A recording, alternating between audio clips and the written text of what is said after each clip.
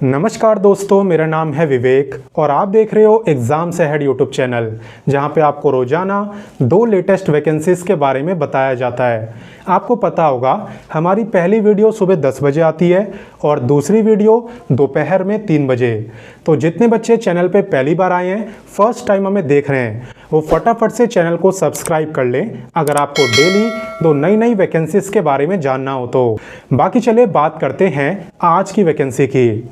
यहाँ पे दोस्तों अगर आपको अर्जेंट जॉब की ज़रूरत है, आप फटाफट से बिना एग्ज़ाम दिए, बिना फीस दिए नौकरी लेना चाहते हो और जिसमें सैलरी भी अच्छी मिले, तो ये मौका आपके लिए बहुत बढ़िया है, क्योंकि यहाँ पे सरकारी विभाग के अंदर बिल्कुल सीधी भर्ती हो रही है और सैलरी भी आपको मिल रही है 34,000 पर मंथ।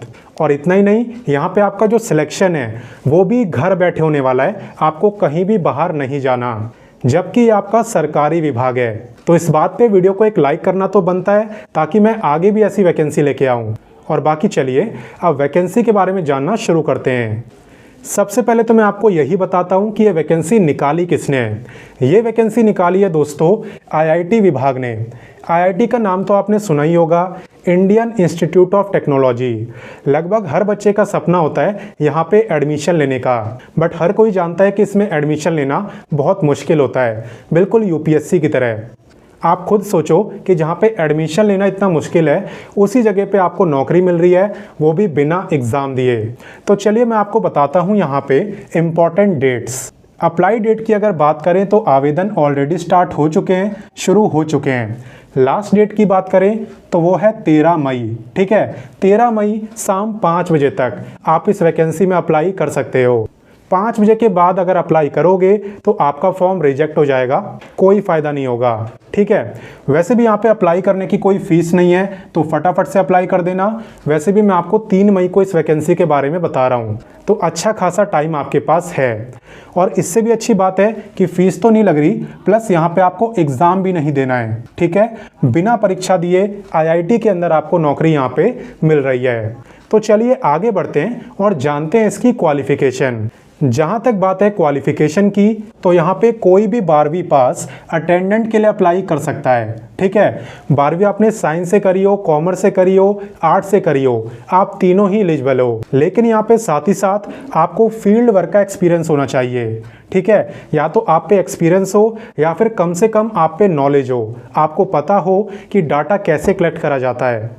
वैसे मैं आपको बता दूं कि डाटा 2 टाइप्स का होता है, प्राइमरी डाटा और सेकेंडरी डाटा। जिसे हम पहली बार कलेक्ट कर रहे होते हैं उसे कहते हैं हम प्राइमरी डाटा, और जो ऑलरेडी कलेक्ट किया जा चुका है उसे हम कहते हैं सेकेंडरी डाटा। बात रही एनालिसिस की, तो एनालिसिस क्या होता है ये भी मैं आपको समझा देता हूँ, वो भी एक एग्जाम्पल के साथ। मान लो एक क्लास के अंदर 100 स्टूडेंट हैं और सबकी अलग अलग परसेंटेज आई है, किसी की 80 है, किसी की 90 है, तो किसी की 50 है, किसी की 60 है। और मैंने आपसे बोला कि मुझे एवरेज परसेंटेज बताओ, तो आप क्या करोगे? आप इस डाटा को, यानी जो बच्चों की परसेंटेज आई है, इसे प्लस कर दोगे और 100 से डिवाइड कर दोगे, है ना? यही करोगे तो क्या होगा? एवरेज परसेंटेज पता चल जाएगी। तो इसे हम कहते हैं एनालिसिस, यानी डाटा का यूज़ करके कोई रिजल्ट निकालना, कोई आउटपुट जनरेट करना। ठीक है, बाकी बात करें यहाँ पे सैलरी की, तो सैलरी आपको बहुत अच्छी मिल रही है। यहाँ पे आपका बेसिक पे है 26,860। ठीक है, प्लस आपको 27% HRA मिलेगा, यानी हाउस रेंट अलाउंस। तो कुल मिला के आपकी जो टोटल सैलरी है जो आपको मिलेगी वो है 34,000। 34,000 से 100-200 रुपये एक्स्ट्रा ही मिलेंगे। आप कंफ्यूज ना हो, इसलिए मैंने 34 ही लिखा है। तो चलिए आगे बढ़ते हैं और इसकी बाकी जानकारी भी लेते हैं। यहाँ पे अब हम बात करते हैं एज लिमिट की। एज दोस्तों आपकी काउंट होगी फॉर्म भरने की लास्ट डेट, यानी कि 13 मई से। आपको बस ये देखना है कि 13 मई को आपकी जो एज है वो कम से कम 18 ईयर्स हो, 18 ईयर से कम ना हो। बाकी मैक्सिमम कितनी भी हो उससे कोई दिक्कत नहीं है, क्योंकि मैक्सिमम एज की यहाँ पे कोई भी लिमिट नहीं रखी गई। आप 30 साल के हो, 40 साल के हो, कितनी भी आपकी एज हो, आप अप्लाई कर सकते हो। तो चलिए आगे बढ़ते हैं और जानते हैं इसका सिलेक्शन प्रोसेस। आपको याद होगा मैंने आपको वीडियो के स्टार्टिंग में ही बोला था कि यहाँ पे आपका सिलेक्शन घर बैठे होने वाला है, और अभी भी मैं आपसे यही बोल रहा हूँ, क्योंकि दोस्तों यहाँ पे आपका जो सिलेक्शन है वो हो रहा है इंटरव्यू के बेस पे, और ये जो इंटरव्यू है ये होगा ऑनलाइन, यानी कि आप इसे अपने घर से दे पाओगे। अब सवाल उठता है कि इंटरव्यू है कब और हमें पता कैसे चलेगा। तो देखिए अभी यहाँ पे डेट अनाउंस नहीं करी गई है।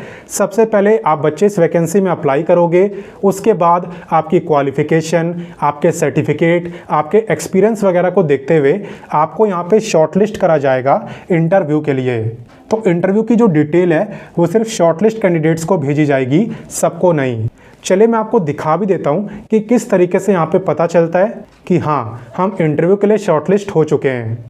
तो ये जो अभी आपको वेबसाइट दिख रही है इसका लिंक मैंने आपको वीडियो के डिस्क्रिप्शन में दिया हुआ है। यहीं पे जो है शॉर्टलिस्ट कैंडिडेट्स की लिस्ट आती है। जैसे अगर मैं आपको एग्जांपल के लिए दिखाऊं तो यहाँ पे पहले एक वैकेंसी आई थी जिसके शॉर्टलिस्ट कैंडिडेट्स की लिस्ट भी यहाँ पे आ गई है, और अब इन बच्चों का इंटरव्यू इसी 8 मई को होने वाला है।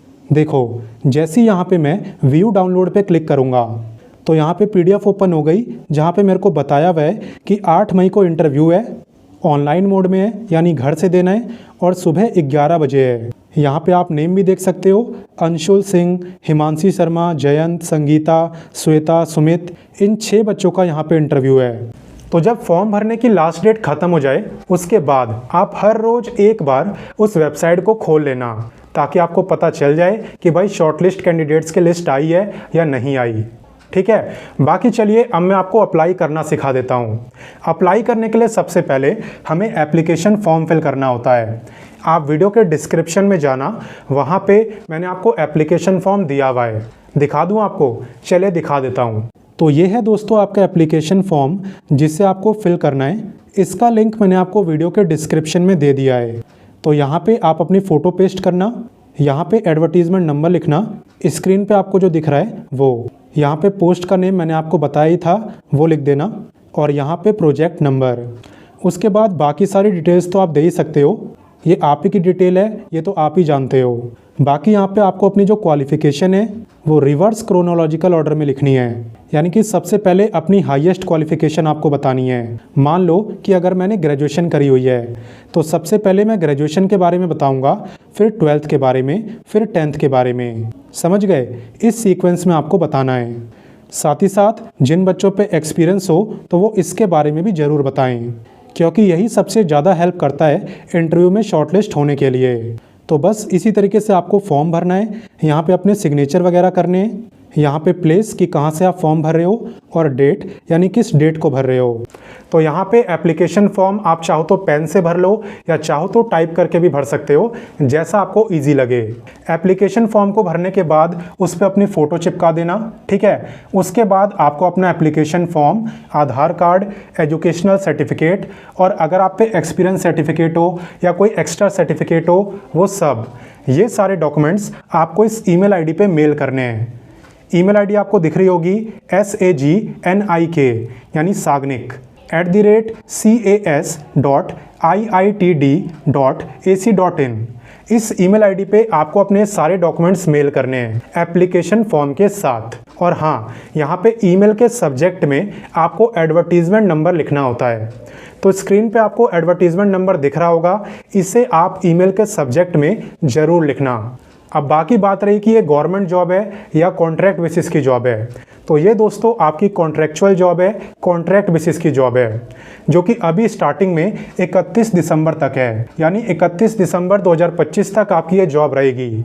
उसके बाद ये देखेंगे कि इन्हें ज़रूरत है या नहीं। अगर इन्हें नीड होगी तो ये डायरेक्ट 1 साल के लिए और टाइम पीरियड को बढ़ा देंगे, यानी कि 2026 तक आपकी जॉब हो जाएगी।